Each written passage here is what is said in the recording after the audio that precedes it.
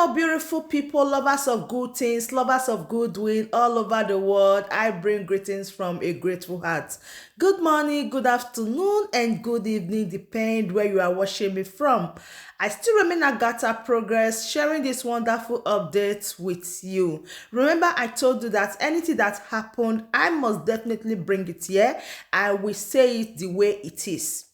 So we all know that since the last court hearing of Nnamdi Kanu, a lot has been going on. The legal team has in one way or the other raised alarm and said since then up to date, they don't have access to Nnamdi Kanu. They have not seen their client. They have not come in contact with him. They have not talked with him since then. That the DSS did not accept. DSS refused that they should see Nnamdi Kanu. So yesterday, the 28th day of February 2022, according to Ifeanyi Ejiofor, these are his words. He said when they went to visit His Excellency Nnamdi Kanu, still all effort to see him is in vain.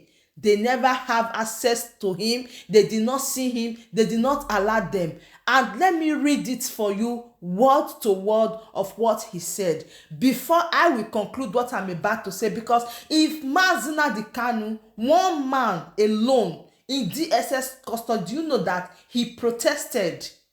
He alone protests against what the treatment DSS are giving to him. Since he's waiting for the people that are outside, they are not doing anything. He just as well, they're not doing anything. So he have to protest alone in DSS custody. I'm just bringing this for you to know to an extent what Nnamdi Kanu is capable of doing and what he will support. He said, "We were immediately ushered into the room designated for the visit.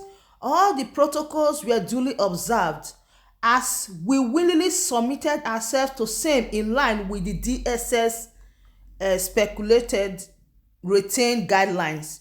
We waited until minutes turned into an hour." He said then they waited in that place until minutes turned into hours turned into 1.5 hours. There is no response of them having a word with His Excellency Nnamdi Kanu, like bringing Nnamdi Kanu for them to have a word with him. He said consequently, the legal team raised alarm and demand to have the attention of the DSS superior for explanation on why a court order visit, which ordinarily should not exceed beyond 2 hours, was taking almost 1.5 hour waiting time with no hope of meeting with Onyedu.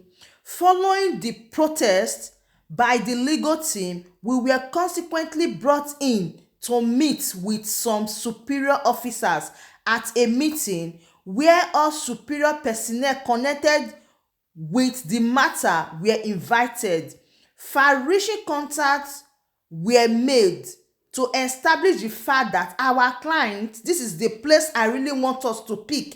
He said, reaching the point that our client Onyedu Nnamdi Kanu was presumably protesting the previous 3 visits, which were aborted by the DSS.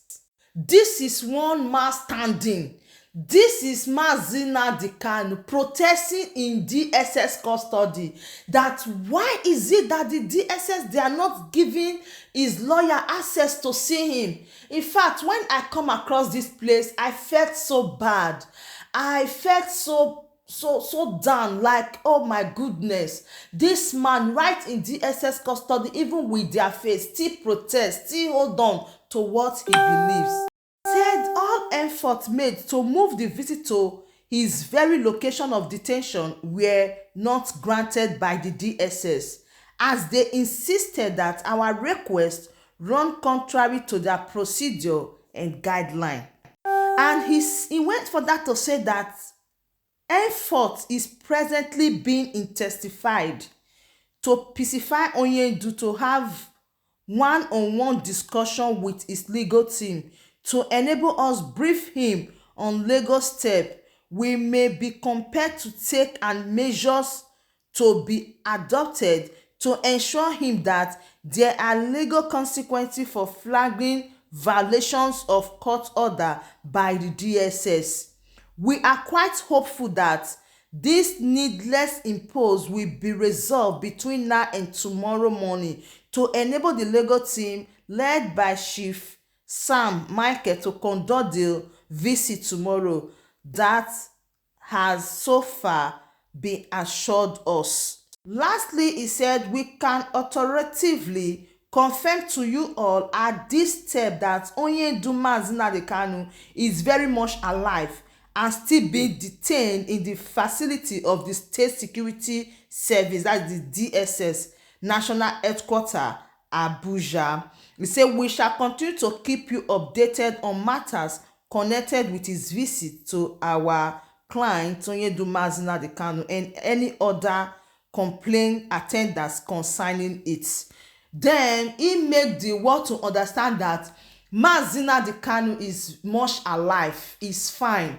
And then my point now is, he said that the DSS told them that there are some requests they made. DSS said it's against their rules and regulation, it's against their court order, it's against their guideline in the DSS facility. So now, if it's against their guideline, does that mean that the guidelines of the court is never a matter or is not really important? Because if the DSS have rules and regulation, I think that the people that are also in the court, that is the lawyer, the judge, that are also giving this pronouncement that they should transfer him from DSS custody to the prison, they also have rules and regulation.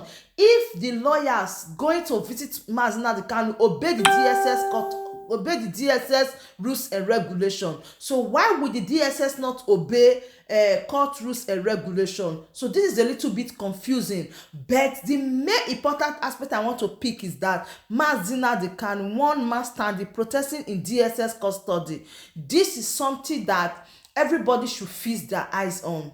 One question: what really the Nigerian government want from Nnamdi Kanu? What did they really need? What did they really want from him? Meanwhile, till this very moment, the lawyer did not have access to Nnamdi Kanu. They have not seen him. All what they are just seeing is hearing. DSS is giving them the information. DSS making them to understand that Nnamdi Kanu is alive, but they did not see him because Nnamdi Kanu in person also protesting and everything is now jabari. But he is now assuring that by on Thursday, that is the 4th of March, he is hoping that they are going to meet with His Excellency Nnamdi Kanu.